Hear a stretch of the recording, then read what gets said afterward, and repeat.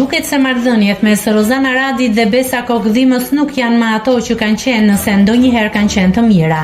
Gjatë një interviste, Rozana ka folur për mënyrën se si Besa zgjodhi të ndryshojë këngën fituese të festivalit për Eurovision pa njoftuar autorët origjinal. Pasi kënga fitoi, Besa pa na pyetur fare, pa na konsideruar si autor të këngës, krijoi një këngë anglisht dhe e përfaqësoi Shqipërinë me një autor tjetër. Nuk e di, u ndjeva keq sepse është mirë kur merr pjesë në një kompeticion shqiptar dhe vendos të marrësh emra për të përfaqësuar sa më mirë veten, u shpreh ajo. Por Rozana nuk u ndal me kaq. Sa po del jashtë kufirit, zgjedh të bashkëpunosh me të huaj. Ndonjëherë duhet të jesh besnik ndaj atyre që ishin aty në fillim.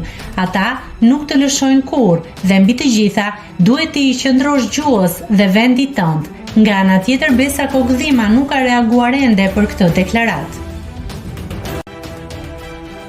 Nëse klikoni mbi butonin subscribe, do t'ju shfaqen të gjitha publikimet tona. Ju ftoj t'i bëni subscribe kanalit, të pëlqeni videot dhe të lini komentin tuaj.